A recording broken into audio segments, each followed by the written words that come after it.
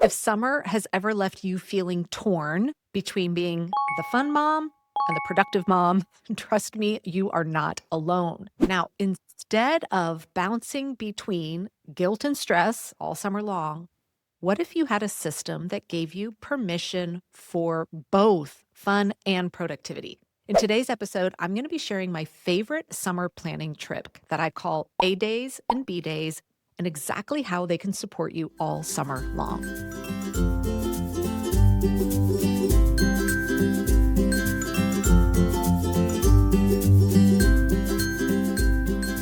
Hi, friends. Welcome to the Work-Life Harmony podcast. Today is a topic, it's something that I train on inside of my signature program, which is called the TOP program, all things time management, organization, and productivity for women. And today's topic is actually a fan favorite, especially this time of year. In fact, one of our top program students wrote in last year saying A days and B days changed my life. And then Danielle shared, for once, I'm actually enjoying summer as much as my kids. Friends, that is what it is all about.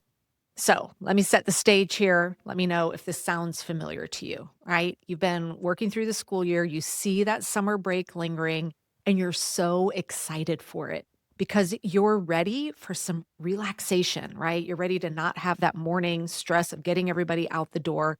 You're literally counting down the days till summer break starts. Well, the first week of summer is usually pretty great. Everyone's getting a little extra rest. We're having fun. We're hitting the pool, doing all the fun summertime activities.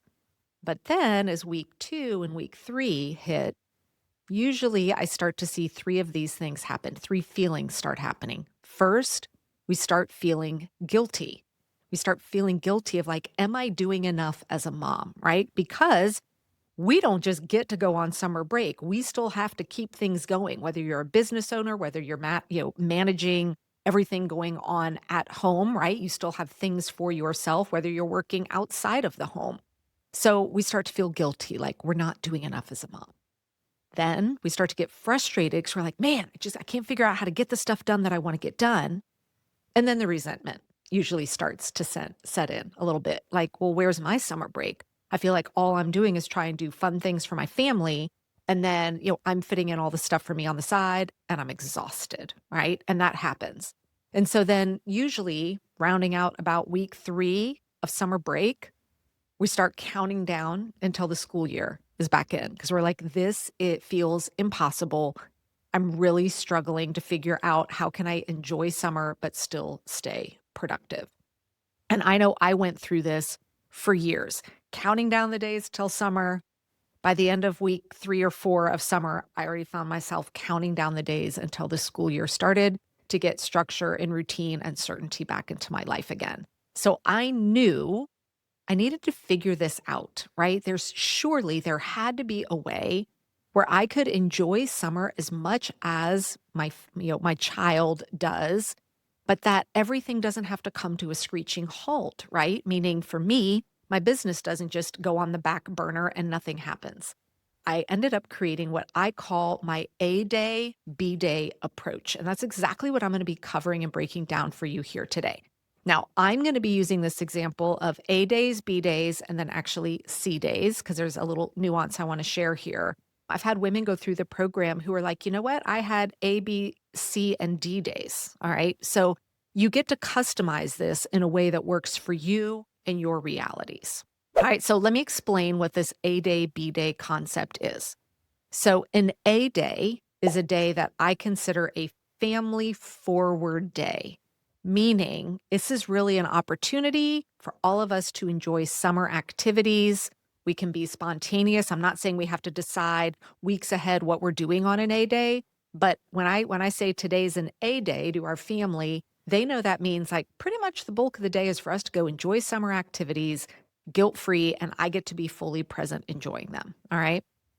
Now, in a couple minutes, I'm going to talk about how do you break down what your A day and B days look like, but I just want to set the stage of what they are right now. Now, a B day, right? So A days are family forward. B day is what I consider a business forward day, or you might consider a task forward day, right? A more traditional productivity type day where things that you've said both have to and need to get done are happening in a way that you don't feel like you're being pulled in two different, or 20 different directions all day long. So A days are my family forward days, B days are my business forward days. Now, I mentioned a C day. I'm not really going to talk much about that here, but I do want to differentiate what I consider a C day because it's neither A nor B. A C day is when my family is on a true vacation over the summer, because sometimes every day feels, our kids might think every day should be vacation, right? But if you take a true family vacation, maybe you go to the beach for a week. We always tend to go to our family's lake house for about 9 days over the summer. And that's true vacation, meaning I'm not working. I'm not tackling anything that would live on a traditional to-do list. All right. So for us, C days are like true vacay mode. So I'm not going to really spend any time there today. Today, I really want to differentiate between getting a family forward A day versus a business forward or task forward B day and what those might look like. Now, everybody's A day and B day is going to be different. And I want to make sure you understand that because I'm going to give you an example of what my A days and B days looked like last summer. But you cannot simply plug and play what mine look like for two main reasons. Number one, what I'm about to show you is step one here is going to be different than mine, meaning the things that you've decided you've got to figure out how to fit in each week is uniquely yours. All right. And then second thing that is uniquely yours is the realities of your current life right now, your home life. Right? Do you have a 2-year-old that gets up at 5 a.m. or are you in a season of life with teenagers that want to sleep till noon, right? All of this gets to play into creating what your A day and your B day looks like. So here's the first thing that I will be going through here in the next couple weeks as we get ready to move into summer break. The first thing I'm going to be doing is assessing for myself what are my must do, quote, tasks that I know I need to create time for every single week.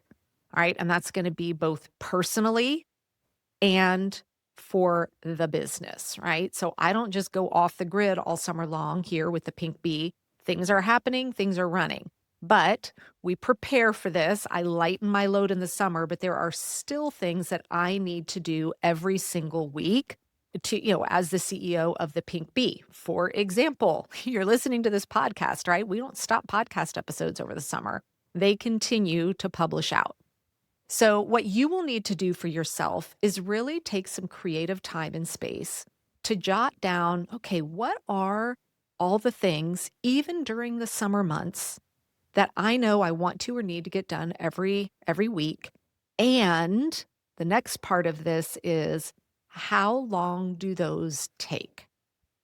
So what we need to understand is even during the summer months, how much time each week do you need to protect for yourself on your calendar in a thoughtful, intentional way that is going to support you getting things done? Now, notice this is very different than how most people roll into the summer.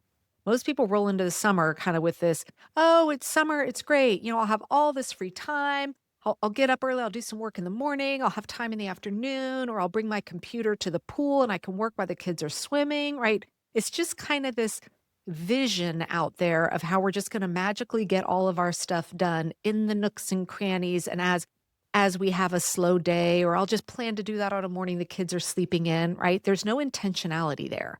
And when it lacks intentionality, it's usually not going to get done, or you're going to be stuck in that feeling of resentment, guilt, frustration. You're not enjoying your summer.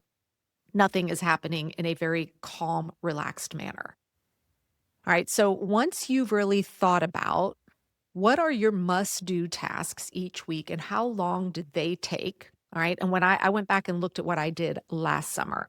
So when I did this last summer, I recognized that each week I still was going to need to work about 15 hours a week over the course of each week for the things that were important to me within the business. And then what I call my COO household time is usually about 2 hours a week. So I knew I was going to have this need to plan for 15 hours of work time and 2 hours of household COO during the summer months. Now, the next part of this is for you to gain an understanding of what are the realities of the rhythms in your home today. Meaning, what time do your kids wake up? With activities that they like to do, what time are they available, right? So if you're a family that spends a lot of time at the pool, what time does the pool open, right? Is the pool not open till 11 a.m. because maybe they have swim team practice? Does it open at 9, right? You need to assess all of that. Do you have kids that take naps? How long is that? Do you like to have chunks of time during the day where your kids are entertaining themselves, right? And you have time for you? All of this needs to come into play so that you're building a plan that aligns with the realities of your life. Okay, so I'll give you some examples from my summer last summer. So I've now moved into a stage of life where my daughter sleeps in later. She's in that, rhythm. She used to wake up at 5:30 in the morning. Now we're looking closer at 9 a.m. during the summer months. All right. So knowing if she's waking up at 9 a.m., she's a very slow mover in the morning. She likes a very relaxed morning. I knew that if we were going to go out and do a fun, like summertime day, feel spontaneous, go to the pool, whatever, those types of things would start in our house at around 10 a.m.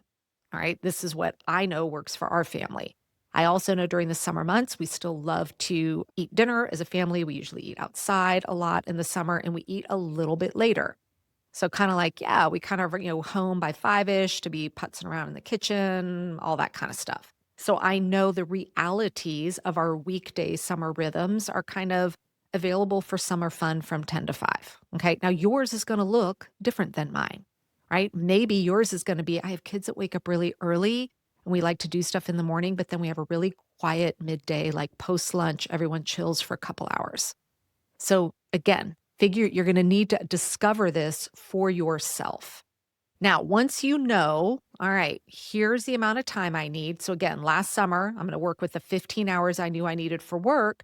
And then knowing what the realities of our home life was, this gave me the information I needed to create what I believed was going to be an effective A day and a B day. So again, if an A day is a family forward day, what I did was, again, this was last summer. I'm sure it'll be different for me this summer. Last summer, what our A days looked like meant that I would get up, have some time to myself in the morning, and I would work from 8 to 10 in the morning. So now during the school year, I'm getting up at 5:30. I don't want to do that in the summer. I want to enjoy my summer as well. So I would sleep in a little bit later and I would work from 8 to 10. And then on A days, starting at 10 a.m., this was a day free to play, to do whatever we wanted to do. And then whenever our fun time ended, whether it was before dinner or after dinner, I knew I would need about 30 minutes just to check in with messages from the team, make sure nothing urgent had happened that I needed to adjust for the next day. All right, so that was what a family forward A day looked like for me. It was kind of 2 hours of some focused work and then later in the day a 30-minute catch up. Now, that led us to having the entire day at 10 a.m. where I could step away from work and just enjoy summer, right? If we're going to the pool, I'm not bringing my computer with me. I'm not trying to work from there. Or if we just decide on a whim to make a day trip somewhere, I'm not stressed about work. Now, what our B days looked like last year, which was my more business forward or working day, I still wanted to have time to do stuff even on B days. I personally did not want to have an entire day dedicated for work. So on a B day, I would actually get up and work from 8 to 11. So I was getting 3 hours in the morning and then I would come back and work again from 4 to 5 in the afternoon. Now, sometimes that would shift and be 5 to 6 if we decided, we were going to do something that got us home a little bit later. But it essentially would mean that I would get 3 hours of work done in the morning and then an hour of work towards the end of the day, which gave me 4 hours of work time. All right. So on my family forward days, I was only doing 2.5 hours. It was all pretty much done in the morning. And then on my work forward days was where I was getting, a good 4 hours of work done. Now, because I knew I needed, a good 15 hours of work time every week, I knew that this allowed me to build in for myself 3 A days and 2 B days, typically on any given week, because that was going to give me the time that I would need to align my work activities. Now, the key for these A days and B days to actually work lies in the communication with your family. At the start of summer, I was able to sit down. My husband still just has to do, he's W-2, has his set hours. So this really was a conversation between my daughter and I of how we wanted to spend Monday through Fridays of our A days and B days. And at the start, on a Sunday or the weekend before, we would actually look at the weather of the upcoming week, right? If we saw, hey, it looks like it's going to be raining all day Monday, Tuesday, then I could say to her, hey, I'm going to treat those like my B days. All right, those are going to be I'm going to do a B day Monday, Tuesday. And then Wednesday, Thursday, Friday, we're going to do A days. So together, we have this understanding of what that looks like. Now, bonus pro tip for you. If you are using a family communication center, we love our Skylight calendar, all right? You can actually color code your days on your Skylight calendar to represent A days, B days, and you can plug in to remind your children of what that looks like so they could see, oh, it's an A day. That means we're going to go have summer fun starting at 10 a.m. Or it's a B day. Okay, that means we have 4 hours, again, I'm pulling from mine from last year. That means from like 11, or we have 5 hours from 11 a.m. to 4 p.m. We're going to be out doing fun stuff. And both before that and after that, mom's going to be working, right? And so this creates a central communication tool and sets expectations.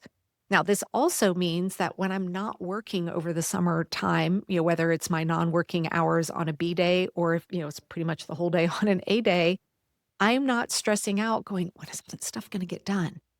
I know because I've structured my week to support my A days and B days, ensuring I have the time that I need to get the things I said were important enough to focus on during the summer months. But again, if you're building this whole structure out in your head and you're not communicating with everybody what this means, well, it's still going to end up creating a lot of confusion and chaos. Now, there's one subtle thing I also want to share with you that I wished I had started sooner when I was juggling, building a business and being, home with little ones. And it is how we treat our weekdays versus our weekends. It is so easy during the summer months to just have everything mesh together, right? A Wednesday feels like a Friday, which feels exactly like a Saturday. I would encourage you to keep a different rhythm Monday through Friday and treat weekends like weekends. So notice when I said we were talking, how my daughter and I structure our A days and B days, I'm doing that Monday through Friday, right? I want to have a weekend that is just a traditional weekend all summer long, because that's when my husband is not working and we can, as a family, do stuff, right? Which means we keep and honor our kind of breakfast routine, lunch routine, dinner routine, Monday through Friday, even in the summer, right? But Saturdays and Sundays, we're not labeling those A days and B days. Those are just weekends. And we're treating them the same as we do a weekend during the school year. All right. And it also helps create a little bit more rhythm and routine for your kids as well. That makes going back to school a little bit easier if you don't let summer just turn into every day is a Saturday, right? We will let our daughter sleep in later on Saturdays and Sundays during, on the weekends. But even on during the summer, of course, we let her sleep in. We're not making her get up the same time she does during the school year, but we don't let it extend excessively because then it gets her completely out of whack and then the A day, B days don't work. All right. So if we're having an A day, which means I'm ready to roll, let's go have some fun at 10 a.m., it means that she is up, having had her morning time, and is also ready to go at 10 a.m., right? So we're keeping some light structure. Now, of course, if you've had a really late night because it was 4th of July and you stayed out to watch the fireworks, you want to sleep in the next day, of course, you always have the right to make those exceptions, right? But they're the exceptions and they're thought about intentionally. So if you have anyone in your life that is, heading into the summer months, knowing that they're going to be navigating, I still have a life to live. I have things that need to get done, but I've got my kids home. And you believe that they would benefit here from A days and B days. Please, please share this episode with them. It has been a game changer for us. Now, I will be doing my work about 2 weeks before summer break to start creating that list of the things I know that need to get done on a weekly cadence for both work and home life, so that I will be crafting what my new A days and B days are going to look like this summer. I have never had 2 summers in a row where my A days and B days were the same because life changes, right? So I will be fascinated to see what mine is going to look like as we roll into the summer. And then remember, once you create it, you have the right to tweak it as you test it out. I always view the first couple weeks of summer break as my testing stage with my A days and B days to make sure that they're working. And if they aren't, then I can tweak what they look like. All right, friends, remember, you deserve to enjoy summer as much as your kids, and you don't have to do it with stress, guilt, and resentment.